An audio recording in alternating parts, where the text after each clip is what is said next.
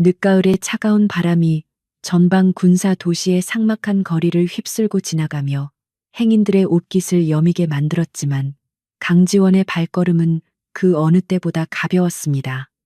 대한민국 국군 사법체계의 정점에 있는 육군 법무사령관이라는 무거운 직함을 잠시 내려놓은 그녀는 오늘만큼은 평범한 중년 여성의 모습으로 딸을 만나러 가는 길이었습니다. 회색 울코트와 수수한 목도리로 자신을 감싼 그녀의 모습에서 수천 명의 법무 장교들을 호령하던 서리빨 같은 카리스마를 찾아보기란 쉽지 않았습니다. 그녀는 휴가의 짧은 틈을 타서 딸 미나가 대학 실습을 위해 머물고 있는 이 북쪽 끝의 소도시를 방문하기로 결정했고, 그 선택은 그녀에게 드문 설렘을 안겨주었습니다.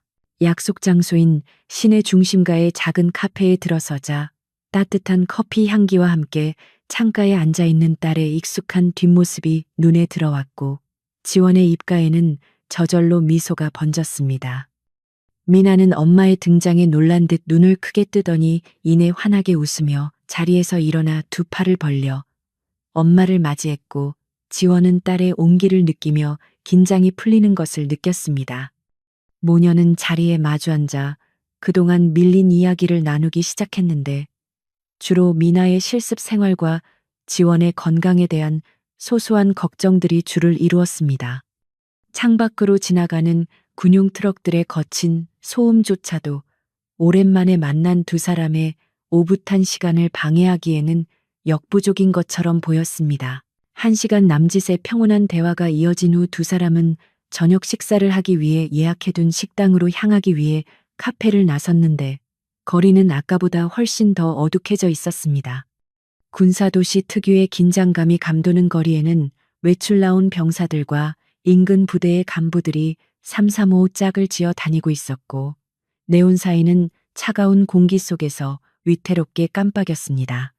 지원은 딸의 팔짱을 끼고 걸으며 이 도시가 주는 묘한 위화감을 감지했지만 애써 무시하려 노력하며 미나에게 저녁 메뉴에 대해 물었습니다.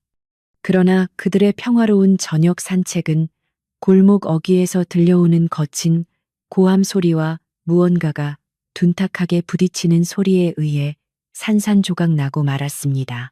소리가 나는 곳은 메인 도로에서 약간 벗어난 어두운 골목 입구였는데, 이미 몇몇 행인들이 걸음을 멈추고 그 광경을 지켜보며 웅성거리고 있었지만 누구도 선뜻 나서지 못하고 있었습니다. 지원과 미나가 인파 사이로 시선을 던졌을 때 그곳에는 군복을 입은 한 청년이 차가운 아스팔트 바닥에 처참하게 쓰러져 신음하고 있는 광경이 펼쳐졌습니다. 그리고 그 위에는 계급장이 번쩍이는 장교 정복을 입은 중년의 남자가 서 있었는데, 그는 이미 술에 거나하게 취한 듯 몸을 비틀거리면서도 바닥에 쓰러진 병사를 향해 무자비한 발길질을 멈추지 않고 있었습니다. 가로등 불빛 아래 비친 가해자의 얼굴은 붉게 상기되어 있었고, 눈빛은 광기에 가까운 폭력성으로 번들거리고 있었습니다. 쓰러진 병사는 고통에 찬 비명을 지르며 본능적으로 머리를 감싸쥐고 몸을 웅크렸지만, 가해자인 중년 장교는 아랑곳하지 않고 군화시는 발로 병사의 복부와 등을 사정없이 가격했습니다. 주변에 있던 하급 간부로 보이는 두어 명의 군인들이 안절부절 못하며 서 있었지만 감히 상관을 말리지 못하고 고개만 숙인 채 방관하고 있는 모습은 상황의 심각성을 더해 주었습니다. 지원의 눈은 순식간에 매섭게 변했고 직업적인 본능이 되살아나며 상황을 분석하기 시작했는데, 저 남자가 착용한 계급장은 대령이었고 부대 마크는 이 지역을 관할하는 보병, 연대의 것이었습니다. 폭행은 단순한 훈육이나 얼차려의 수준을 넘어선 명백한 범죄 행위였고 병사의 생명이 위험할 수도 있는 수준이었습니다. 정의감이 남다른 미나는 엄마가 상황을 판단하기도 전에 참지 못하고 인파를 해치고 앞으로 뛰어나가며 그만하라고 소리쳤고, 그 외침은 소란스러운 골목의 공기를 날카롭게 갈랐습니다. 미나의 돌발 행동에 놀란 지원이 급히 뒤따라 나갔지만 이미 미나는 폭행을 가하던 대령의 앞을 가로막고 쓰러진 병사를 보호하려는 듯 두 팔을 벌리고 서 있었습니다. 술과 폭력에 취해 있던 대령은 갑작스런 방해꾼의 등장에 행동을 멈추고 숨을 몰아쉬며 흐릿한 눈으로 자신의 앞을 막아선 젊은 여성을 노려보았습니다. 그의 입에서는 역겨운 알코올 냄새가 진동을 했고 찌푸려진 미간 사이에는 불쾌함과 오만함이 가득 차 있었습니다. 대령은 비틀거리며 미나에게 한 발짝 다가서더니 감히 민간인 따위가 신성한 군인의 훈육 현장에 끼어드느냐며 고래고래 소리를 지르기 시작했는데 그 언사는 듣기 힘들 정도로 저속하고 모욕적이었습니다. 그는 자신이 이 지역의 사령관이나 다름없는 존재라며 자신의 기분을 망친 대가를 치르게 해주겠다고 위협하며 미나의 어깨를 거칠게 밀쳤습니다. 미나가 휘청거리며 뒤로 물러나자 대령은 더욱 기세등등해져서 손을 들어 올리며 위협적인 제스처를 취했고 주변의 구경꾼들은 비명을 지르거나 숨을 죽였습니다. 바로 그 순간 강지원이 미나의 앞을 막아서며 대령의 손목을 잡지는 않았지만 서늘한 기백으로 그와 정면으로 마주 섰습니다. 지원은 최대한 차분하고 정중한 어조로 술에 취하신 것 같으니 이쯤에서 멈추고 부대로 복귀하는 것이 좋겠다고 권유하며 사태를 평화롭게 해결하려 시도했습니다. 그녀는 지금 자신의 신분을 드러내는 것이 상황을 복잡하게 만들 수 있다고 판단했기에 우선은 일반 시민으로서의 상식적인 대응을 선택했던 것입니다. 그러나 눈앞의 대령 최영석은 지원의 침착한 태도를 두려움이나 복종으로 오인하고는 비열한 웃음을 흘리며 지원의 외모와 나이를 들먹이며 조롱하기 시작했습니다. 그는 자신이 누구인지 아느냐며 이 지역에서 자신의 말은 곧 법이고 너희 같은 모녀를 쥐도 새도 모르게 없애는 것은 일도 아니라고 떠벌렸습니다. 최영석 대령은 바닥에 쓰러진 병사를 다시 한번 걷어차며 이것은 군 내부의 문제이니 민간인들은 꺼지라고 소리쳤고 그의 부하들에게 당장 이 여자들을 끌어내라고 명령했습니다. 주저하던 부하들이 대령의 거듭된 호통에 못 이겨 지원과 미나 쪽으로 다가오자 미나는 공포에 질려 엄마의 옷자락을 꽉 잡았습니다. 지원은 딸의 떨리는 손을 느끼며 마음속 깊은 곳에서 차가운 분노가 용암처럼 끓어오르는 것을 느꼈지만 표정은 여전히 굳건한 얼음장 같았습니다. 그녀는 다가오는 하급 간부들에게 엄중한 목소리로 경고하며 불법적인 명령에 따르는 것 또한 처벌의 대상이 될 수 있음을 명확히 고지했습니다. 하지만 이미 이성을 잃은 최영석은 지원의 경고를 비웃으며 직접 지원의 멱살을 잡으려 손을 뻗었고 그 순간 지원은 본능적으로 몸을 틀어 그의 손을 피하고 거리를 벌렸습니다. 최영석은 자신의 손이 허공을 가르자 더욱 격분하여 욕설을 퍼붓고는 허리춤에 차고 있던 권총집에 손을 갖다 대는 위험천만한 행동을 보였습니다. 주변의 시민들은 기겁하여 흩어지기 시작했고 상황은 단순한 폭행 시비를 넘어 무력 충돌의 위기감으로 치달았습니다. 지원은 미나를 자신의 등 뒤로 완전히 숨기며 최영석의 눈을 똑바로 응시했는데 그 눈빛에는 더 이상 평범한 중년 여성의 온화함은 남아있지 않았습니다. 지원은 낮고 분명한 목소리로 군인의 본분과 명예를 언급하며 최영석에게 마지막 기회를 주려 했으나 그는 이미 돌아올 수 없는 강을 건넌 상태였습니다. 그는 지원을 향해 침을 뱉으며 자신이 이 구역의 왕이며 자신의 권위에 도전한 대가가 무엇인지 똑똑히 보여주겠다고 으름장을 놓았습니다. 그는 휴대전화를 꺼내 어디론가 전화를 걸어 헌병대를 호출하며 거동 수상자와 난동 피우는 민간인을 체포하러 오라고 거짓 보고를 올렸습니다. 그의 뻔뻔하고 아나무인격인 태도는 그가 평소에 이 지역에서 얼마나 무소불 위의 권력을 휘둘러 왔는지를 단적으로 보여주는 증거였습니다. 쓰러져 있던 병사는 피투성이가 된 얼굴을 간신히 들고 지원과 미나에게 도망치라고 속삭였지만 지원은 그 병사의 처참한 모습을 보며 결심을 굳혔습니다. 그녀는 더 이상 이 상황을 묵과할 수 없음을 깨달았고 이 썩어빠진 지휘관을 단죄하는 것이야말로 자신이 입고 있는 군복의 무게를 증명하는 길이라고 생각했습니다. 미나는 겁에 질려 울먹이면서도 엄마의 곁을 떠나려 하지 않았고 지원은 그런 딸의 손을 꽉 잡아주며 안심하라는 눈빛을 보냈습니다. 최영석은 지원의 침묵을 굴복으로 착각하고 낄낄거리며 부하들에게 포위망을 좁히라고 손짓했습니다. 주변의 상인들과 주민들은 멀찍이 서 안타까운 눈빛으로 이 광경을 지켜볼 뿐 감히 최대령의 심기를 거스를 엄두를 내지 못하고 있었습니다. 그들의 눈에는 체념과 공포가 서려 있었는데 이는 최영석과 그의 부대가 오랫동안 이 지역 사회를 억압해왔음을 시사했습니다. 지원은 재빠르게 주변 지형과 도주 경로를 파악하는 동시에 머릿속으로 최영석을 제압할 수 있는 수십 가지의 시나리오를 계산했습니다. 하지만 지금 당장은 물리적인 제압보다는 딸의 안전을 확보하는 것이 최우선이었기에 그녀는 신중하게 태세를 갖추었습니다. 최영석은 헌병대가 도착할 때까지 이 모녀를 붙잡아 두고 온갖 모욕을 주며 자신의 화풀이 대상으로 삼을 작정인 듯 했습니다. 그는 지원의 코앞까지 다가와 더러운 입냄새를 풍기며 저속한 농담을 던졌고 미나를 훑어보는 음흉한 시선은 지원의 마지막 인내심을 끊어놓기에 충분했습니다.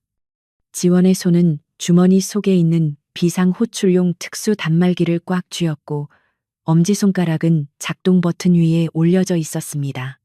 그녀는 이 버튼 하나가 불러올 파장을 정확히 알고 있었지만 지금 눈앞의 쓰레기를 치우기 위해서는 그 어떤 파장도 감수할 준비가 되어 있었습니다. 그때 멀리서 사이렌 소리가 들려오기 시작했고 최영석은 되게 양양한 표정으로 이제 너희들은 끝났다고 소리쳤습니다. 그는 자신이 부른 헌병대가 자신을 보호하고 지원과 미나를 연행해 갈 것이라고 확신하고 있었습니다. 하지만 지원은 동요하지 않고 차갑게 식은 눈으로 최영석을 바라보며 나직하게 중얼거렸는데 그것은 최영석이 평생 들어본 적 없는 가장 오싹한 경고였습니다. 당신은 오늘 군인으로서 가장 큰 실수를 저질렀어. 지원의 목소리는 작았지만 묵직한 힘이 실려 있어 순간적으로 최영석을 멈칫하게 만들었습니다. 사이렌 소리가 점점 가까워지고 헌병대의 차량들이 골목 입구에 도착하자 최영석은 다시 기세를 회복하고 큰 소리로 헌병들을 불렀습니다. 그는 마치 승리자라도 된 양 거들먹거렸지만 지원은 이미 마음속으로 카운트다운을 시작하고 있었습니다. 그녀는 미나에게 잠시 눈을 감고 있으라고 부드럽게 말한 뒤 코트 주머니에서 천천히 손을 빼내어 자신의 정체를 드러낼 준비를 했습니다. 어둠이 짙게 깔린 이 거리에서 곧 벌어질 일은 단순한 체포극이 아니라 거대한 폭풍의 서막이 될 것이었습니다. 헌병들이 차에서 내려 곤봉을 들고 다가오자 긴장감은 최고조에 달했고 쓰러진 병사는 절망적인 신음을 흘렸습니다. 최영석은 지원을 가리키며 저 여자들을 당장 체포해서 영창에 쳐넣으라고 고래고래 소리를 질렀고 헌병들은 영문도 모른 채 상관의 명령에 따라 움직였습니다. 지원은 다가오는 헌병들을 향해 움직이지 말라고 일갈했지만 그들은 낯선 중년 여성의 명령을 들을 리 만무했습니다. 바로 그 순간 지원은 더 이상의 망설임을 버리고 단말기의 붉은 버튼을 힘주어 눌렀습니다. 버튼이 눌리는 그 짧은 찰나 지원은 자신이 단순한 엄마에서 다시 대한민국 육군 중장 강지원으로 돌아가는 것을 느꼈습니다. 이제 곧 수도방위 사령부와 인근 특수전부대 그리고 법무사령부의 직할 타격대가 이 작은 도시를 향해 전속력으로 진격해 올 것이었습니다. 최영석은 자신의 운명이 어떻게 될지 꿈에도 모른 채 계속해서 악담을 퍼붓고 있었지만 그의 시간은 이제 얼마 남지 않았습니다. 지원은 딸을 보호하기 위해 그리고 군의 정의를 바로 세우기 위해 자신의 모든 권력을 동원하여 이 오만한 자를 심판대에 세울 것이었습니다. 차가운 밤 공기 속에서 지원의 눈빛은 그 어느 때보다 뜨겁게 타올랐고 그녀의 등 뒤로는 보이지 않는 거대한 정의의 칼날이 형성되고 있었습니다. 미나는 엄마의 달라진 분위기를 감지하고 떨리는 마음으로 엄마를 올려다보았고 지원은 그런 딸에게 무언의 확신을 주었습니다. 이제 곧 이 거리는 최영석 대령이 상상조차 할 수 없었던 공포와 파멸의 현장으로 변할 것이며 그 시작은 바로 지금이었습니다. 지원은 침착하게 호흡을 가다듬으며 다가오는 폭풍의 중심에 굳건히 서 있었습니다. 붉은색 경광등이 요란하게 번쩍이며 헌병대의 순찰차가 골목 입구를 가로막았고 차가운 밤 공기는 사이렌 소리의 여운으로 더욱 날카롭게 찢어졌습니다. 최영석 대령은 지원군이 도착하자 기세가 등등해져 비틀거리는 걸음으로 헌병들에게 다가가 삿대질을 해대며 모녀를 가리켰습니다. 그는 마치 자신이 전장의 영웅이라도 된 양 거들먹거리며 저 여자들이 군무집행을 방해하고 상관을 모독했으니 당장 수갑을 채워 연행하라고 고래고래 소리를 질렀습니다. 차에서 내린 2명의 젊은 헌병들은 술에 만취한 대령과 피투성이가 된 병사, 그리고 평범해 보이는 중년 여성 사이에서 상황을 파악하지 못해 당황한 기색이 역력했습니다.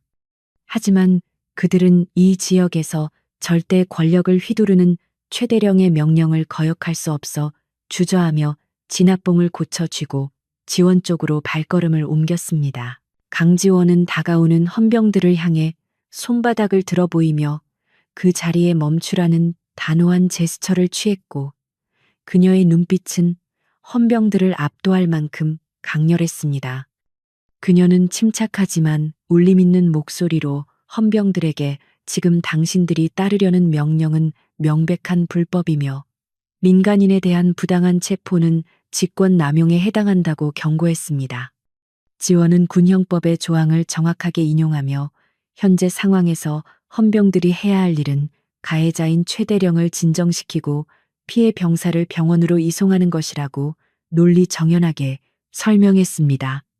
그녀의 태도는 너무나 당당하고 전문적이어서 젊은 헌병들은 본능적으로 그녀가 단순한 민간인이 아님을 직감하고 멈칫거리며 서로의 얼굴을 쳐다보았습니다. 부하들이 머뭇거리자 최영석의 얼굴은 분노로 붉게 달아올랐고 그는 짐승 같은 괴성을 지르며 가장 가까이 있던 헌병의 정강이를 군홧발로 걷어찼습니다. 그는 고통에 신음하는 부하에게 욕설을 퍼부으며 내가 시키면 시키는 대로 할 것이지 감히 누가 누구의 눈치를 보느냐고 윽박질렀습니다. 이 광기 어린 모습은 주변에 있던 시민들조차 공포에 질려 뒷걸음질 치게 만들었고 상황은 이성적인 대화가 불가능한 지경에 이르렀음을 명확히 보여주었습니다. 최영석은 비틀거리며 다시 지원의 코앞까지 다가와 침을 튀기며 네가 법을 조마는 모양인데 여기서는 내가 곧 법이고 헌법이라고 뻔뻔스럽게 지저대기 시작했습니다. 최영석의 광기는 이제 지원을 넘어 그녀의 등 뒤에서 떨고 있는 딸 미나에게로 향했고 그의 눈빛은 뱀처럼 습하고 음흉하게 변해갔습니다. 그는 미나의 겁에 질린 얼굴을 훑어보며 비열한 미소를 짓더니 조사실로 데려가서 그 예쁜 입이 험한 꼴을 당해봐야 정신을 차리겠냐는 둥 입에 담지 못할 성적인 모욕과 협박을 쏟아냈습니다. 그것은 단순한 위협을 넘어선 명백한 범죄 예고였으며 어머니로서 그리고 인간으로서 강지원이 인내할 수 있는 마지막 임계점을 넘어서는 행위였습니다. 지원의 주먹이 하얗게 질릴 정도로 꽉 쥐어졌고 그녀의 내면에서 억누르고 있던 전투 본능이 폭발적으로 깨어나기 시작했습니다. 미나를 향한 최영석의 더러운 손길이 닿으려는 찰나 강지원의 몸이 번개처럼 움직였고 그 동작은 육안으로 쫓기 힘들 만큼 빠르고 간결했습니다. 그녀는 최영석의 손목을 낚아채는 동시에 반대편 손으로 그의 팔꿈치 관절을 정확히 가격하여 순식간에 그의 중심을 무너뜨렸습니다. 뼈가 어긋나는 둔탁한 소리와 함께 최영석은 비명을 지르며 바닥으로 고꾸라졌고 그 거구의 몸뚱이는 힘없이 나뒹굴었습니다. 그것은 단순한 완력이 아니라 상대의 힘을 역이용하여 제압하는 고도로 훈련된 근접 전투기술, 크라브 마가였으며 지원이 수십 년간 군 생활을 하며 갈고 닦은 생존 기술이었습니다.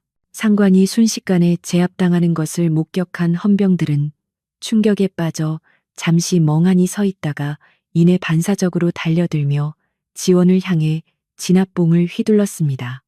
하지만 이미 전투 모드에 돌입한 지원에게 당황한 병사들의 엉성한 공격은 전혀 위협이 되지 않았고 그녀는 유연하게 몸을 틀어 공격을 피했습니다. 지원은 달려드는 헌병의 팔을 잡아당겨 무게 중심을 잃게 만든 뒤 다리를 걸어 넘어뜨렸고 또 다른 헌병의 명치를 정확히 가격하여 무력화시켰습니다. 단 몇 초 만에 건장한 헌병 2명이 바닥에 뒹굴며 고통을 호소하게 되었고 이 믿기 힘든 광경에 골목은 정적에 휩싸였습니다. 바닥에 처박힌 최영석은 고통과 수치심에 몸부림치며 허리춤에 차고 있던 권총을 꺼내기 위해 안간힘을 썼지만 술과 부상으로 인해 손놀림이 둔했습니다. 지원은 그 틈을 놓치지 않고 다가가 최영석의 손을 군화로 짓밟아 권총을 멀리 차버렸고 그의 귓가에 낮고 서늘한 목소리로 경고했습니다. 그녀는 무기를 사용하는 순간 당신은 군인이 아니라 사살 대상이 된다고 말하며 그의 남은 한 줌의 의지마저 꺾어 놓으려 했습니다.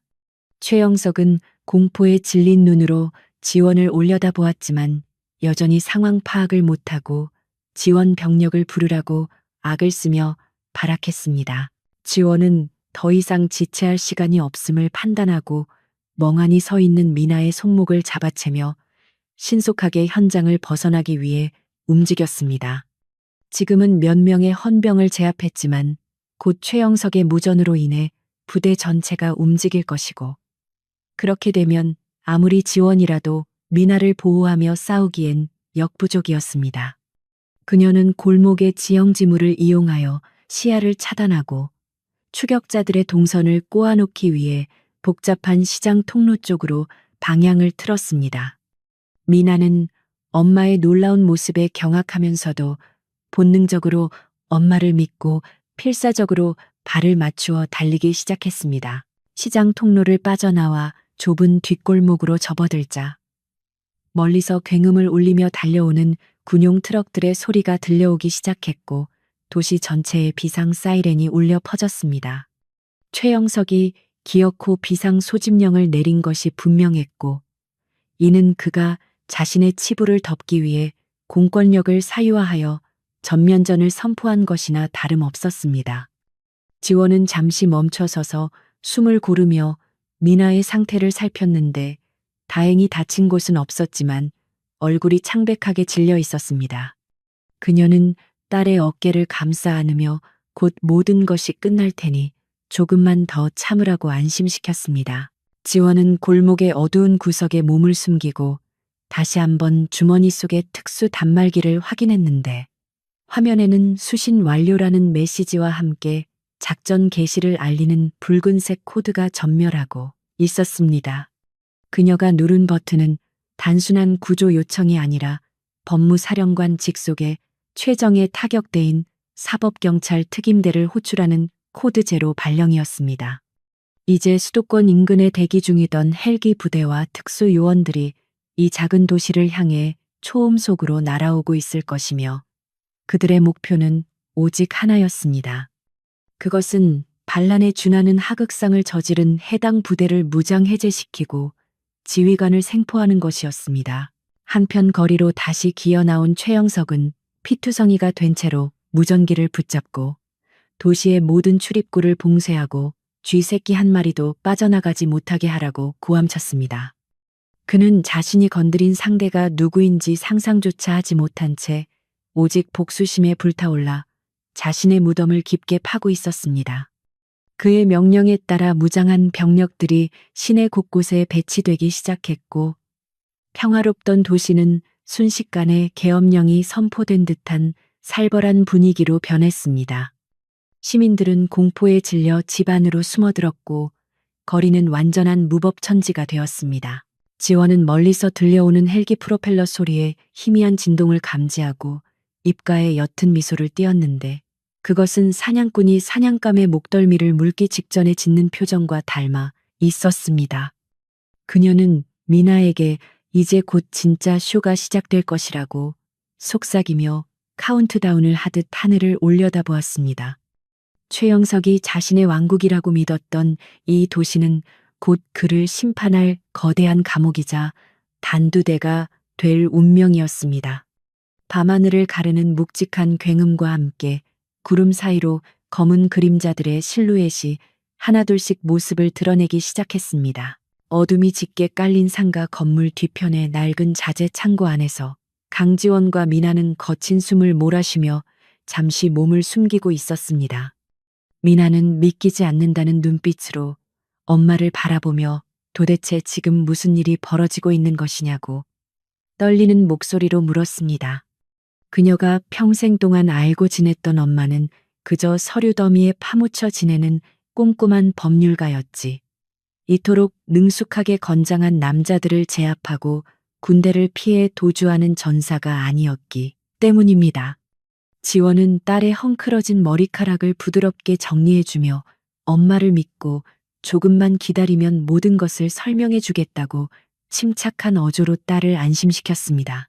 지원은 주머니 속에 특수 단말기를 꺼내 화면을 확인했는데 위성 신호가 깜빡이며 지원 병력의 도착 예정 시간을 실시간으로 갱신하고 있었습니다.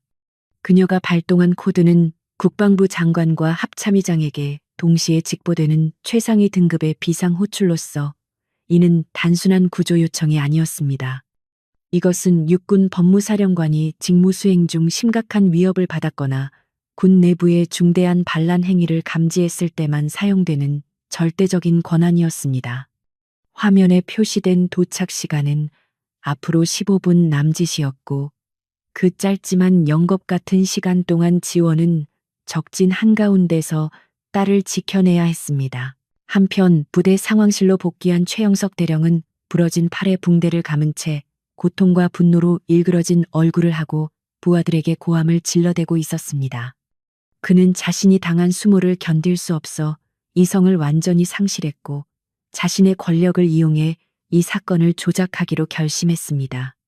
그는 상황 장교에게 즉시 전 부대원들에게 실탄을 지급하고 시내를 봉쇄하라는 명령을 내리며 상대가 무장공비라고 거짓 정보를 흘렸습니다. 북한과 인접한 최전방 도시라는 지리적 특성을 악용하여 모녀를 국가 안보를 위협하는 간첩으로 몰아 사살하려는 끔찍한 계획이었습니다. 상황 장교는 민간인 구역에서 실탄 사용은 상부의 승인이 필요하다며 주저했지만 최영석은 자신의 권총을 책상에 내리치며 항명하는 자는 즉결 처분하겠다고 위협했습니다.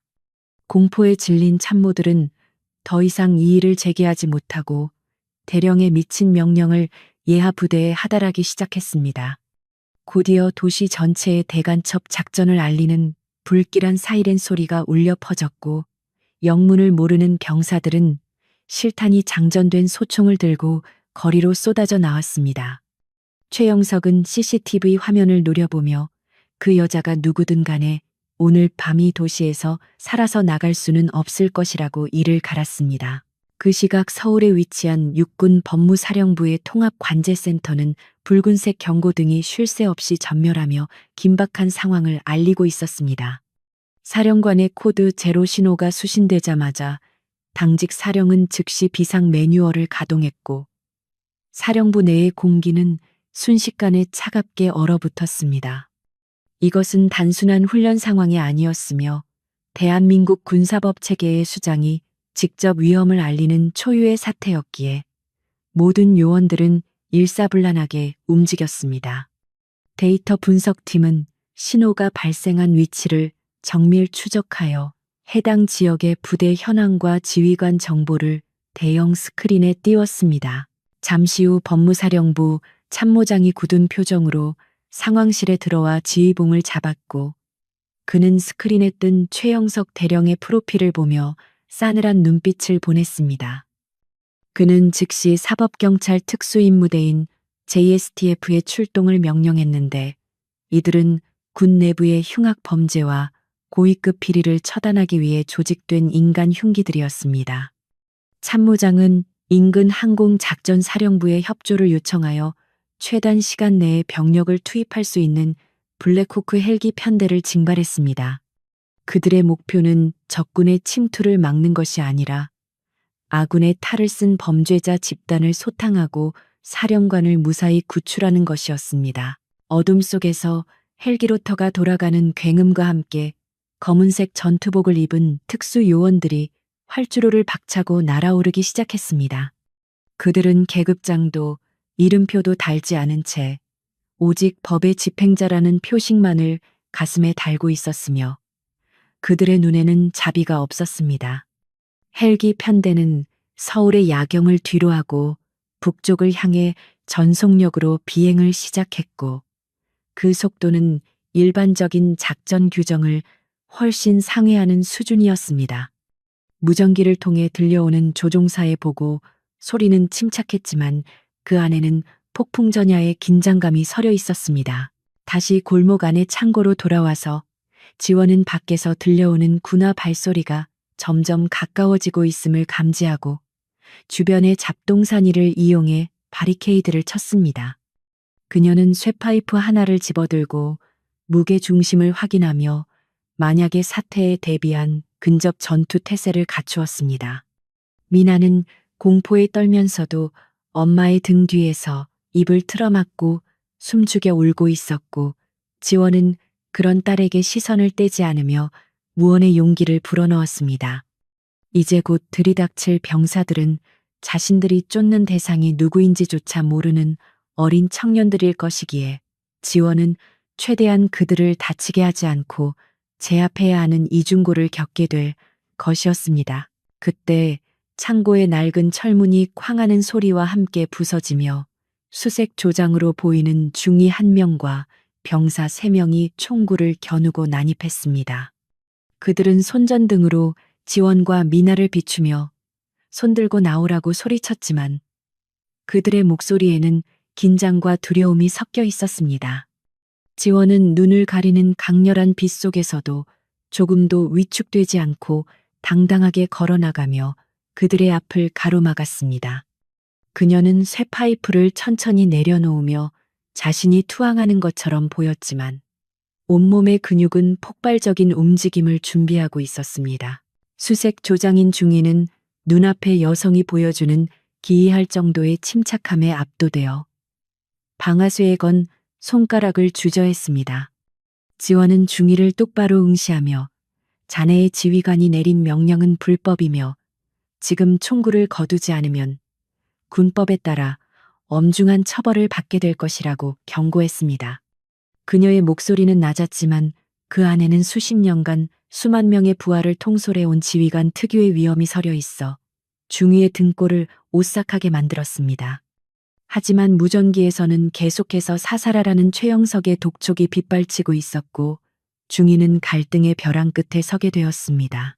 중위가 갈등하며 식은땀을 흘리는 사이 밤하늘 저 멀리서부터 묵직한 진동이 대기를 흔들기 시작했습니다. 그것은 단순한 바람 소리가 아니라 다수의 헬리콥터가 편대를 이루어 저공 비행할 때 발생하는 특유의 파열음이었습니다. 지원은 그 소리를 듣는 순간 입가에 옅은 미소를 지으며 드디어 올 것이 왔음을 직감했습니다. 창고 밖의 병사들도 하늘을 올려다보며 웅성거리기 시작했고 거대한 서치라이트 불빛들이 어둠을 찢으며 지상을 훑기 시작했습니다. 헬기의 굉음은 순식간에 도시의 사이렌 소리를 집어삼킬 듯이 커졌고 강력한 하강풍이 골목의 쓰레기들을 허공으로 뛰어 올렸습니다. 상공에 정지 비행을 시작한 검은 헬기들에서 레펠로프가 떨어져 내렸고 중무장한 요원들이 비오듯이 지상으로 쏟아져 내려왔습니다. 최영석이 장악하고 있던 거리는 이제 더 크고 압도적인 힘에 의해 통제되기 시작했고 전세는 순식간에 역전되었습니다. 지원은 멍하니 서 있는 중위에게 조용히 말했습니다. 이제 자네가 선택할 시간은 끝났네. 헬리콥터의 로터가 일으키는 거센 하강풍은 창고 주변의 흙먼지를 폭풍처럼 일으키며 시야를 가렸고 굉음은 대화조차 불가능하게 만들었습니다. 수색을 위해 난입했던 중위와 병사들은 머리 위로 쏟아지는 압도적인 무력 앞에 완전히 얼어붙어 들고 있던 소총을 제대로 겨누지도 못한 채 뒷걸음질 쳤습니다. 창고 지붕과 주변 건물 옥상에서 검은 그림자들이 밧줄을 타고 미끄러지듯 내려왔는데 그들의 동작은 기계처럼 정확하고 군더더기가 없었습니다. 그들은 착지와 동시에 레이저 조준기가 달린 특수 소총으로 수색대를 포위했고 칠흑 같은 헬멧과 방탄조트는 그들을 인간이 아닌 죽음의 사자처럼 보이게 했습니다. 가장 먼저 착지한 JSTF의 팀장은 주변을 신속하게 스캔한 뒤 망설임 없이 강지원에게 다가가 절도 있는 동작으로 거수경례를 올렸습니다. 충성 사법경찰 특임대 팀장. 사령관님의 호출을 받고 도착했습니다. 늦어서 죄송합니다. 그의 굵직한 목소리가 굉음을 뚫고 울려 퍼지자 멍하니 서 있던 중위의 얼굴은 경악으로 하얗게 질렸습니다. 그는 자신이 방금 총구를 겨누었던 중년 여성이 다름 아닌 육군 법무사령관이라는 사실을 깨닫고 다리에 힘이 풀려 그 자리에 주저앉고 말았습니다. 지원은 팀장의 경례를 받으며 차분하게 고개를 끄덕였고 그 순간 그녀를 감싸고 있던 공기는 평범한 어머니에서 전군을 호령하는 지휘관의 것으로 완벽하게 탈바꿈했습니다. 지원은 팀장에게 미나를 가장 안전한 후방 헬기로 호송할 것을 지시했고 미나에게는 걱정하지 말고 잠시만 피해 있으라는 따뜻한 눈빛을 보냈습니다. 미나는 얼떨떨한 표정으로 요원들의 보호를 받으며 헬기 쪽으로 이동했고 지원은 이제 홀가분해진 몸으로 팀장에게 현 상황을 브리핑했습니다. 현재 이 부대의 지휘관 최영석 대령은 직권을 남용하여 민간인을 불법 감금하려 했고 무장 병력을 동원해 나를 위협했다. 지금 이 시각부로 이 부대의 모든 지휘권을 박탈하고 최영석을 긴급 체포한다. 지원의 명령은 서리빨처럼 차가웠고 요원들은 즉시 작전 수행 모드로 돌입했습니다. JSTF 요원들은 지원의 명령이 떨어지자마자 사전에 계획된 시나리오대로 일사불란하게 움직이며 부대 장악 작전을 개시했습니다. 통신 요원은 휴대용 재밍 장치를 가동하여 부대 내의 모든 무선 통신과 휴대전화 신호를 차단해버렸고 이로 인해 최영석의 추가적인 명령 하달은 원천 봉쇄되었습니다. 외부와의 연락이 끊기고 상황실의 모니터들이 지지직거리며 먹통이 되자 부대 내부는 순식간에 혼란에 빠졌고 병사들은 우왕좌왕하며 공포에 떨었습니다. 하늘에서는 헬기가 서치라이트로 연병장을 대나처럼 비추며 투항을 권고하는 방송을 내보내기 시작했습니다. 최영석이 자랑하던 위병소와 초소의 경계병들은 특수 요원들의 상대가 되지 못했고 단 한 발의 실탄 사격 없이 순식간에 무장 해제되었습니다. 요원들은 살상 무기 대신 섬광탄과 고무탄을 사용하여 저항 의지를 꺾었고 압도적인 전술 능력으로 부대의 주요 거점을 5분도 채 되지 않아 장악했습니다. 영문을 모르고 끌려 나왔던 일반 병사들은 특수부대의 등장에 안도하며 순순히 무기를 내려놓고 바닥에 엎드렸습니다. 그들은 자신들의 지휘관이 저지른 미친 짓에 동조하고 싶지 않았기에 이 상황을 오히려 반기는 눈치였습니다. 지원은 무장 해제된 병사들 사이를 가로질러 부대 본부 건물을 향해 거침없이 걸어갔고 그녀의 뒤로는 완전 무장한 경호병력이 그림자처럼 따랐습니다. 그녀가 지나갈 때마다 엎드려 있던 병사들은 고개를 들어 전설로만 듣던 법무사령관의 실물을 훔쳐보며 경외심을 느꼈습니다.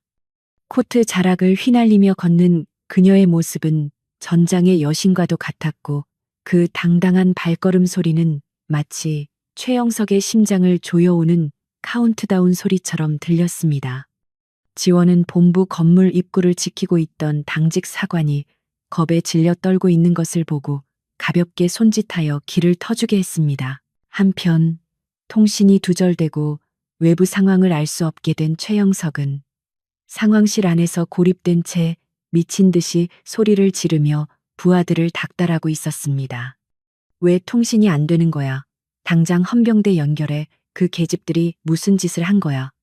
그는 책상 위에 전화기를 집어 던지고 모니터를 부수며 난동을 부렸지만 돌아오는 것은 침묵뿐이었습니다. 참모들은 창밖으로 보이는 검은 헬기와 특수요원들의 움직임을 보고 이미 상황이 종료되었음을 직감했지만 감히 최영석에게 진실을 말하지 못했습니다. 그들은 이제 자신들의 안위를 걱정하며 슬금슬금 뒷걸음질 쳐 출구 쪽으로 물러나고 있었습니다.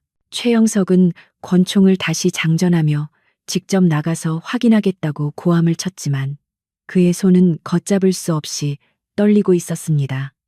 그는 본능적으로 자신이 감당할 수 없는 거대한 힘이 자신을 덮쳐오고 있음을 느꼈지만 알량한 자존심과 권력욕 때문에 현실을 부정하고 있었습니다. 그때 상황실의 두꺼운 철문 밖에서 둔탁한 군화 발소리가 들려왔고 복도를 지키던 병사들이 무력화되는 소리가 희미하게 들려왔습니다. 최영석은 숨을 멈추고 문을 노려보며 식은땀을 흘렸고 상황실 안에는 숨막히는 긴장감이 감돌았습니다. 지원은 상황실 문 앞에 도달하여 잠시 멈춰 섰고 뒤따르던 팀장이 폭파 장치를 설치하려 하자 손을 들어 제지했습니다. 그녀는 폭력을 사용하여 진입하는 대신 당당하게 정문으로 걸어 들어가 최영석에게 절망을 안겨주고 싶었습니다. 그녀가 문손잡이를 잡고 천천히 돌리자 굳게 잠겨있던 문은 밖에서 대기하던 요원들의 특수 장비에 의해 이미 잠금 해제된 상태였습니다. 육중한 철문이 끼익 소리를 내며 열리자 상황실 안의 모든 시선이 입구로 쏠렸고 그곳에는 지옥의 사자보다 더 무서운 강지원이 서 있었습니다. 최영석은 문이 열리는 순간 반사적으로 권총을 들어 겨누었지만 방아쇠를 당길 수는 없었습니다. 지원의 뒤로 수많은 붉은색 레이저 포인트가 최영석의 이마와 심장을 정확하게 조준하고 있었기 때문입니다. 지원은 눈 하나 깜짝하지 않고 최영석의 총구 앞을 향해 천천히 걸어 들어왔고 그녀의 압도적인 기세에 눌린 참모들은 서둘러 벽 쪽으로 물러나 고개를 숙였습니다. 지원은 상황실 중앙에 서서 최영석을 벌레 보듯 차가운 눈으로 내려다보며 입을 열었습니다. 대령 최영석, 자네의 군 생활은 여기서 끝났네. 최영석은 지원의 얼굴을 자세히 뜯어보다가 벽에 걸려있는 지휘 개통도 속에 사진과 그녀의 얼굴이 일치한다는 사실을 깨닫고 소스라치게 놀랐습니다. 사령관님, 그의 입에서 떨리는 목소리가 새어나왔고 들고 있던 권총은 힘없이 바닥으로 떨어져 둔탁한 소리를 냈습니다. 그는 자신이 건드린 아줌마가 바로 군 사법권을 총괄하는 육군 법무사령관이라는 믿기 힘든 현실 앞에 정신이 붕괴되는 것을 느꼈습니다. 다리에 힘이 풀린 그는 털썩 무릎을 꿇었고 그의 눈동자는 초점을 잃고 심하게 흔들렸습니다. 지원은 바닥에 떨어진 권총을 발로 차버리고 최영석의 멱살을 잡아 일으켜 세우며 그의 귀에 나지막이 속삭였습니다. 자네가 내 딸에게 했던 말, 그리고 병사들에게 저질렀던 짓들, 하나도 빠짐없이 기억해두게. 법정에서 그 대가를 톡톡히 치르게 해줄 테니까. 지원의 목소리는 낮았지만 그 어떤 고함보다도 공포스러웠고 최영석은 공포에 질려 말조차 제대로 하지 못하고 헐떡거렸습니다. 지원은 그를 쓰레기 버리듯 바닥에 내동댕이 치고 뒤따라온 요원들에게 체포를 지시했습니다. 요원들이 달려들어 최영석의 팔을 꺾고 수갑을 채우는 동안 지원은 상황실 의자에 앉아 숨을 고르며 흐트러진 옷매무새를 정리했습니다.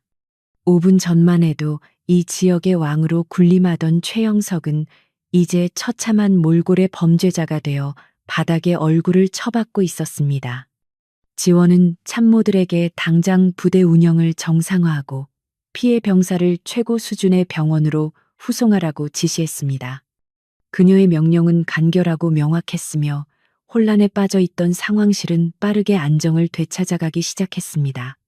하지만 이것은 끝이 아니라 부대 내에 만연한 비리를 파헤치는 대대적인 숙청의 시작일 뿐이었습니다. 최영석의 화려했던 집무실은 순식간에 살벌한 임시조사실로 개조되었고 사법경찰 특수임무대 요원들은 능숙한 솜씨로 사무실 구석구석을 뒤지며 증거를 확보하기 시작했습니다. 벽에 걸려있던 훈장과 표창장들은 바닥으로 내동댕이 쳐졌고 그 자리에는 압수된 비밀 장부들과 불법 거래 내역이 담긴 하드디스크들이 차곡차곡 쌓여만 갔습니다. 디지털 포렌식 전문가들은 최영석의 개인 컴퓨터 보안을 단 몇 분 만에 뚫어내고 그가 꽁꽁 숨겨두었던 판도라의 상자를 열어 젖히고 있었습니다. 지원은 사령관석에 앉아 실시간으로 보고되는 데이터들을 훑어보았는데 그 내용은 실로 충격적이다 못해 참담한 수준이었습니다. 지원이 예상했던 것보다 이 부대의 부패 정도는 훨씬 더 깊고 광범위했는데 최영석은 단순히 병사들을 괴롭히는 수준을 넘어 군수품 횡령과 지역 조폭과의 결탁까지 저지르고 있었습니다. 그는 국경 인근이라는 지리적 이점을 악용하여 면세 주류와 담배를 밀반출하고 그 수익금으로 상부의 로비 자금을 마련해 온 정황이 포착되었습니다. 화면에 떠오르는 숫자들과 명단들은 그가 군인이라는 가면을 쓰고 얼마나 추악한 범죄 왕국을 건설해 왔는지를 여실히 보여주는 증거들이었습니다. 지원의 눈매는 데이터를 읽어 내려갈수록 점점 더 매섭게 변했고 그녀의 손에 들린 보고서는 분노로 인해 구겨지고 있었습니다. 수갑을 찬 채 바닥에 무릎을 꿇고 있는 최영석은 요원들이 자신의 치부를 하나둘씩 드러낼 때마다 얼굴이 흑빛으로 변해가며 식은땀을 줄줄 흘렸습니다. 하지만 그는 여전히 미련을 버리지 못하고 억울하다는 듯 목소리를 높이며 이 모든 것은 오해이고 함정이라고 비굴하게 변명을 늘어놓기 시작했습니다. 그는 자신이 부대를 위해 헌신한 세월이 얼만데 이런 식의 대우는 부당하다며 사령관님께서 잘못된 정보를 받고 계신 것이라고 뻔뻔하게 거짓말을 했습니다. 그의 목소리에는 두려움과 오기가 섞여 있었지만 이미 드러난 명백한 증거들 앞에서는 그 어떤 변명도 공허한 메아리에 불과했습니다. 지원은 그의 구차한 변명을 묵살하고 문 밖에서 대기하던 핵심 증인들을 들어오게 했는데 그들은 바로 최영석에게 지속적으로 폭행과 갈취를 당해온 피해 병사들이었습니다. 병사들은 처음에는 두려움에 떨며 고개를 들지 못했지만 지원의 따뜻하고 단호한 격려에 힘입어 용기를 내어 입을 열기 시작했습니다. 그들의 증언은 끔찍했는데 최영석은 병사들을 자신의 개인 하인처럼 부리는 것은 예사였고 마음에 들지 않으면 가혹 행위를 일삼아 자살 시도까지 하게 만들었다는 내용이었습니다. 병사들의 눈물 섞인 고백이 이어질수록 조사실의 공기는 무겁게 가라앉았고 요원들조차 주먹을 꽉 쥐며 분노를 삼켜야 했습니다. 더욱 충격적인 것은 최영석의 신복이라 불리던 작전과장과 인사과장 등 주요 간부들이 상황이 불리하게 돌아가자 태도를 돌변하여 그를 배신하기 시작했다는 점이었습니다. 그들은 자신들의 형량을 조금이라도 줄여보기 위해 최영석이 지시했던 불법 행위들을 앞다투어 자백하며 결정적인 증거가 담긴 비밀 금고의 위치까지 털어놓았습니다.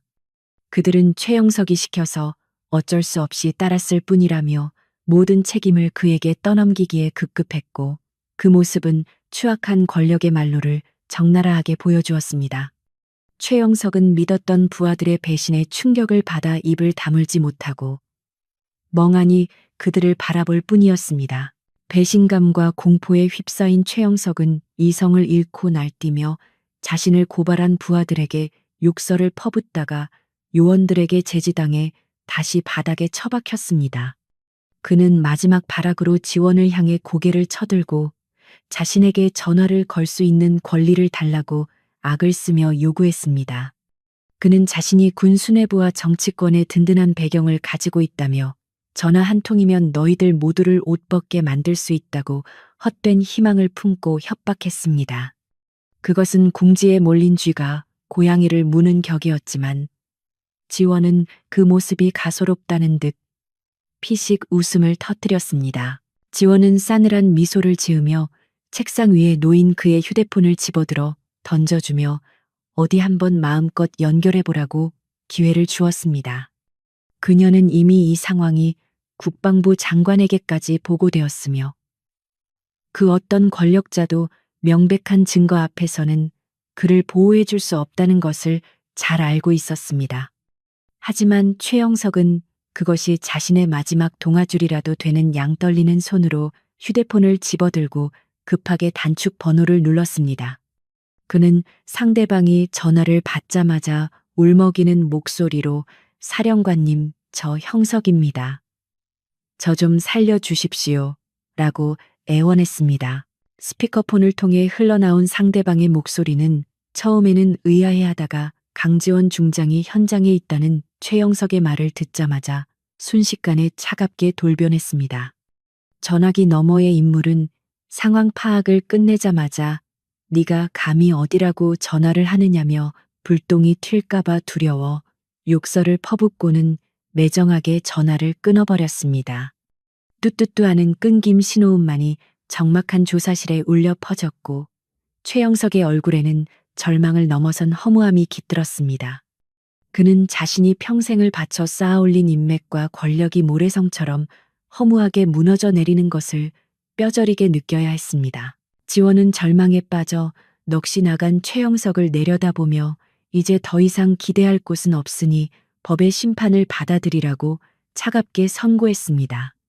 그녀는 요원들에게 최영석을 비롯한 관련자 전원을 수도방위사령부 헌병대 구치소로 압송할 것을 명령했고 현장에서 확보된 모든 증거물을 봉인하도록 지시했습니다. 최영석은 영혼이 빠져나간 사람처럼 축 늘어져 요원들의 손에 이끌려 일어섰고 그의 눈빛은 텅 비어 아무런 초점도 없었습니다. 한때 이 지역의 제왕으로 군림했던 남자의 몰락은 그렇게 비참하고 초라하게 마무리되는 듯 보였습니다.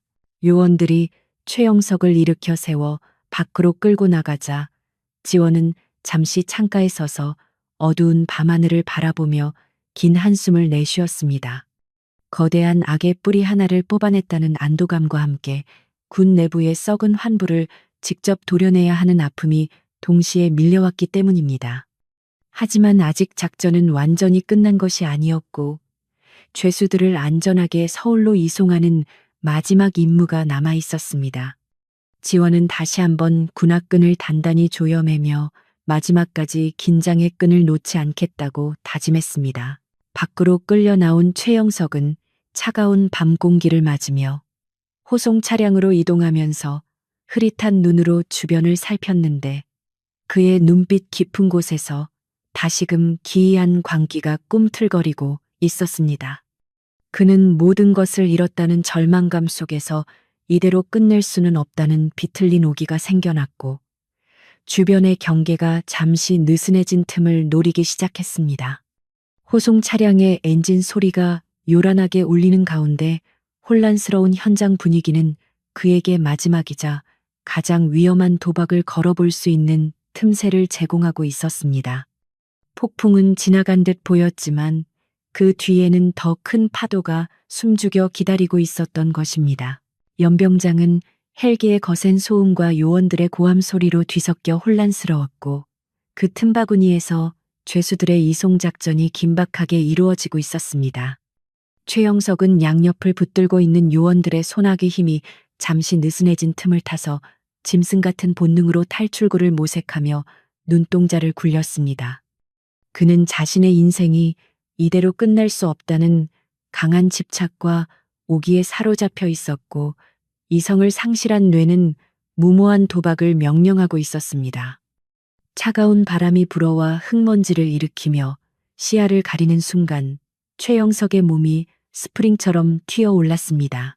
최영석은 기습적으로 옆에 있던 요원의 명치를 머리로 들이받고 중심을 잃은 요원의 허리춤에서 권총을 낚아채는 데 성공했습니다. 순식간에 벌어진 일이라 주변의 요원들이 대응 사격을 하기도 전에 그는 이미 방아쇠에 손가락을 걸고 인질을 방패막이로 삼고 있었습니다.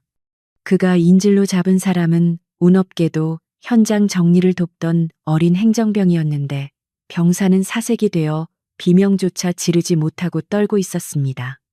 최영석은 공포에 질린 눈으로 허공을 향해 실탄한 발을 발사하며 다가오지 말라고 악을 썼습니다. 총성이 밤 공기를 가르자 현장에 있던 모든 병력은 일제히 움직임을 멈추고 그를 향해 총구를 겨누었지만 섣불리 방아쇠를 당길 수는 없었습니다. 최영석은 인질의 관자놀이에 총구를 들이대고 당장 헬기를 내놓지 않으면 이 병사의 머리를 날려버리겠다고 위협하며 광기를 드러냈습니다.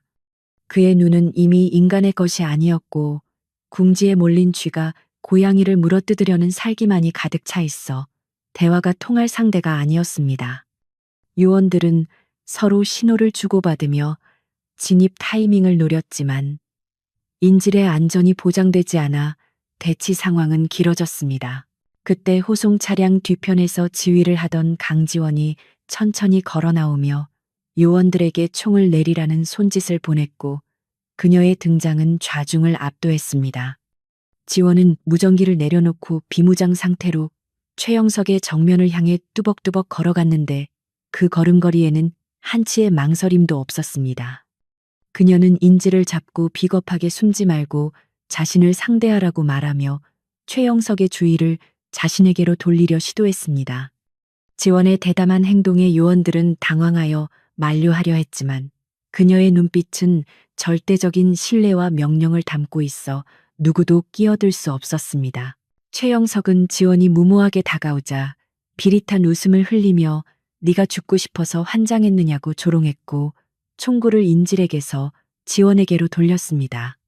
그는 지원이 책상 물림이나 하는 고위 장교라고 착각하고 있었기에 여자의 몸으로 자신을 당해낼 리 없다고 굳게 믿고 있었습니다. 그는 지원을 쏘고 헬기를 탈취하여 국경을 넘겠다는 망상에 빠져 있었고 눈앞에 사냥감이 제 발로 걸어 들어온 것을 행운이라 여겼습니다. 최영석은 지원의 미간을 겨누며 무릎을 꿇고 빌면 살려줄 수도 있다고 거들먹거렸습니다. 지원은 그의 협박에도 아랑곳하지 않고 계속해서 거리를 좁히며 자네가 쏠 수 있다면 쏴보라고 차갑게 도발했습니다. 최영석은 지원의 기세에 눌려 순간적으로 멈칫했지만 이내 살기를 띠고 방아쇠를 당기려는 찰나 지원의 몸이 유령처럼 사라졌습니다. 그녀는 상체를 숙여 총알의 궤적을 피함과 동시에 폭발적인 스피드로 최영석의 품 안으로 파고들어 그의 손목을 가격했습니다. 타항하는 총성이 울렸지만 총알은 허공을 갈랐고 최영석의 손에서 권총이 튕겨나가는 소리가 뒤이어 들렸습니다. 무기를 잃은 최영석이 당황하여 주먹을 휘둘렀지만 지원은 가볍게 고개를 틀어 피하고 그의 명치에 묵직한 주먹을 꽂아 넣었습니다. 억하는 소리와 함께 최영석의 몸이 앞으로 꼬꾸라지자 지원은 지체 없이 그의 팔을 낚아채어 등 뒤로 꺾어 올렸습니다. 뼈가 으스러지는 듯한 둔탁한 소리가 났지만 지원의 공격은 멈추지 않고 그의 무릎 관절을 발로 차서 바닥에 강제로 꿀렸습니다. 이것은 단순한 제압술이 아니라 상대를 완벽하게 파괴하여 다시는 일어설 의지를 갖지 못하게 만드는 실전살상 무술이었습니다. 고통에 몸부림치는 최영석이 바닥을 구르며 반격을 시도하려 했지만 지원은 그의 목덜미를 군화발로 짓누르며 제압을 완료했습니다. 그녀는 쓰러진 최영석을 내려다보며 이것이 자네가 무시했던 힘이고 정이라고 나직하게 읊조렸는데 그 목소리는 지옥의 심판관처럼 들렸습니다. 주변에서 지켜보던 특수 요원들과 병사들은 사령관의 압도적인 무력에 입을 다물지 못하고 경악과 존경의 눈빛을 보냈습니다. 5분도 채 안 되는 짧은 시간 동안 벌어진 이 격투는 강지원이 왜 전설적인 군인으로 불리는지를 증명하는 확실한 사건이었습니다. 지원은 숨 하나 흐트리지 않은 채 옷매무새를 정리하고 멍하니 서 있는 인질 병사에게 다가가 괜찮으냐고 물으며 어깨를 두드려 주었습니다. 그녀는 다시 부하들에게 눈짓을 하여 완전히 무력화된 최영석을 끌고 가라고 지시했고, 이번에는 그를 독방에 격리하고 24시간 감시를 붙이라고 명령했습니다. 최영석은 고통과 수치심에 기절한 듯 축 늘어져 질질 끌려갔고, 그의 화려했던 군 생활은 바닥에 흙먼지처럼 초라하게 막을 내렸습니다. 현장의 분위기는 단순한 체포작전을 넘어선 전율로 가득 찼고 승리의 공기가 감돌았습니다. 상황이 완전히 종료되자 지원은 긴장이 풀린 듯 작게 한숨을 내쉬며 밤하늘을 올려다보았는데 별들이 유난히 밝게 빛나고 있었습니다. 그녀는 멀리서 걱정스러운 눈빛으로 자신을 지켜보고 있던 딸 미나에게 손을 흔들어 보이며 이제 정말로 끝났다는 신호를 보냈습니다. 오늘 밤 이 도시에서 벌어진 일은 군 내부의 전설로 남아 오랫동안 회자될 것이며 강지원의 이름은 부패한 군인들에게 공포의 대명사가 될 것이었습니다. 이제 남은 것은 상처 입은 이들의 마음을 어루만지고 무너진 질서를 다시 세우는 일뿐이었습니다. 폭풍 같았던 밤이 지나고 북쪽 국경 도시의 하늘 위로 푸르스름한 새벽빛이 밝아오기 시작했지만 부대 내의 공기는 여전히 팽팽한 긴장감으로 가득 차 있었습니다. 밤새 진행된 압수수색과 체포작전으로 인해 연병장 곳곳에는 증거물 상자들이 산더미처럼 쌓여 있었고 수갑을 찬 부패 장교들의 줄이 길게 이어졌습니다. 강지원은 임시 사령부로 쓰인 상황실에서 밤을 꼬박 새우며 사후 처리 보고서를 검토하고 있었지만 그녀의 눈빛은 피로감 대신 형형한 총기로 빛나고 있었습니다. 그녀는 단순히 범죄자를 잡아넣는 것을 넘어 무너진 지휘 체계를 바로 세우고 남겨진 병사들의 동요를 막기 위한 후속 조치에 만전을 기하고 있었습니다. 지원은 가장 먼저 지난밤 최영석에게 무자비하게 폭행당했던 병사가 입원해 있는 의무대로 발걸음을 옮겼는데 그녀의 등 뒤로는 아침 햇살이 길게 그림자를 드리웠습니다. 병사는 온몸에 붕대를 감은 채 침상에 누워 있었지만 지원이 들어오자 놀란 눈으로 몸을 일으켜 경례를 하려 애썼습니다. 지원은 급히 다가가 그의 어깨를 부드럽게 눌러 제지하며 편안하게 있으라고 말했고 그녀의 손길은 지난밤의 무자비한 전사와는 딴판으로 따뜻했습니다.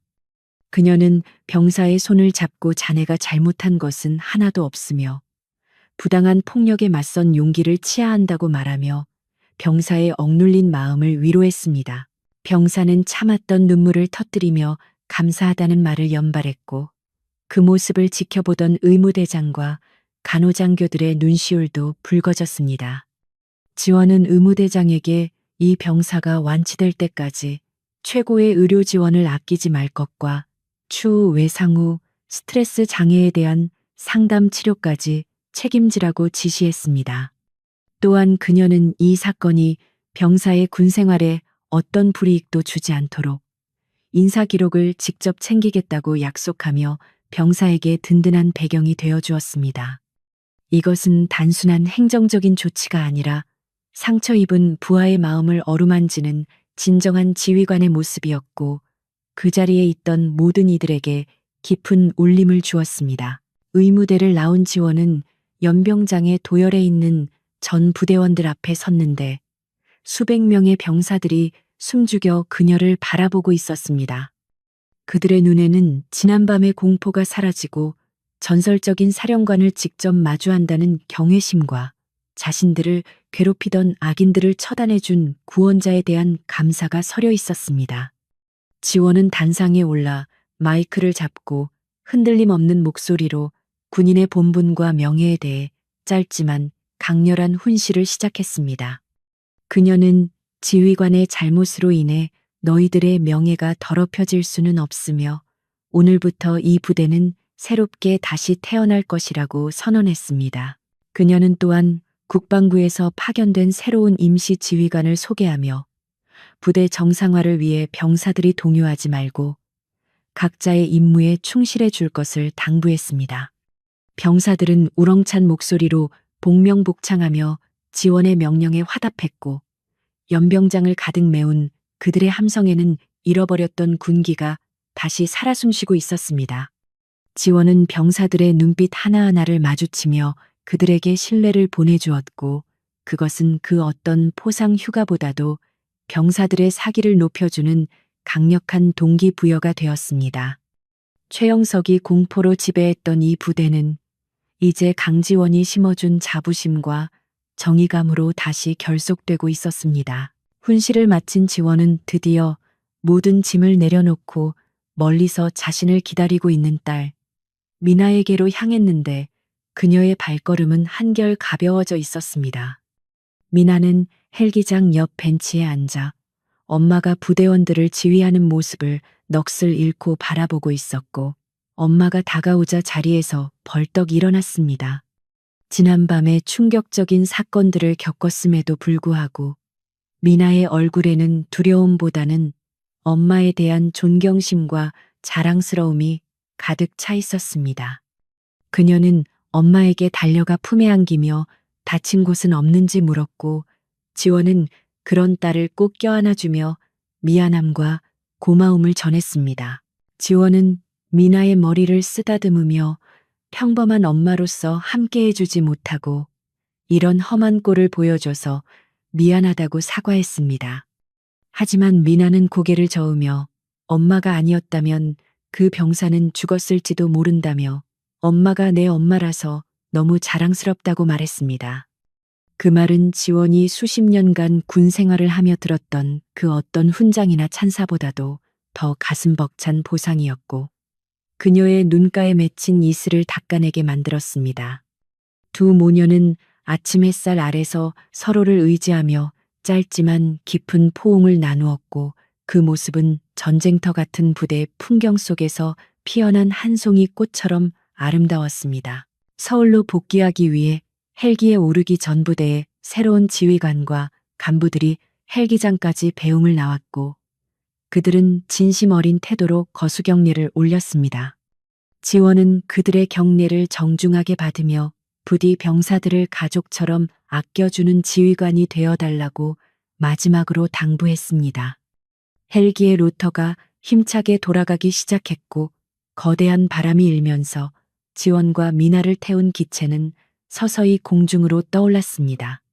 창밖으로 내려다 보이는 부대의 전경은 어젯밤의 어둠을 벗어던지고 평화로운 아침 풍경을 되찾아가고 있었고 연병장의 병사들은 헬기가 시야에서 사라질 때까지 손을 흔들었습니다.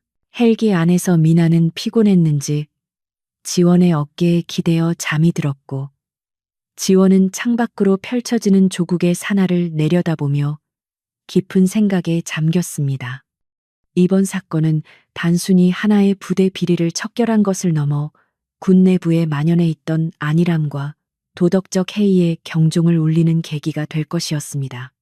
그녀는 서울에 도착하는 즉시 군사법개혁안을 강력하게 추진하여 제2의 최영석이 나타나지 않도록 제도적인 장치를 마련할 계획을 세웠습니다. 정의란 단순히 악을 처벌하는 것에서 끝나는 것이 아니라 다시는 악이 싹트지 못하도록 토양을 바꾸는 일임을 그녀는 누구보다 잘 알고 있었기 때문입니다. 며칠 후 언론은 육군 법무사령관이 직접 현장에서 부패 지휘관을 체포하고 부대를 장악한 이른바 5분의 기적 사건을 대서특필했습니다. 국민들은 영화 같은 스토리에 열광하며 강지원 중장에게 아낌없는 박수를 보냈고 군 내부에서도 자정의 목소리가 높아지는 등 긍정적인 변화의 바람이 불었습니다. 최영석과 그 일당은 군사 재판에 회부되어 중형을 선고받고 불명예 전역과 함께 감옥에 수감되는 비참한 최후를 맞이했습니다. 그들이 쌓아 올린 모래성은 정의라는 파도 앞에 흔적도 없이 사라졌고 역사 속에서 영원히 지워지게 되었습니다. 시간이 흘러 다시 일상으로 돌아온 강지원은 집무실 창가에 서서 서울의 야경을 바라보며 퇴근 준비를 하고 있었습니다. 책상 위에는 딸 미나와 함께 찍은 사진이 놓여 있었고 그 옆에는 정의 구현이라고 적힌 묵직한 지휘봉이 놓여 있었습니다. 그녀는 자신이 가진 권력이 얼마나 무서운 것인지, 그리고 그 힘을 올바르게 사용하는 것이 얼마나 중요한 일인지를 매일 가슴에 새기며 살아가고 있었습니다.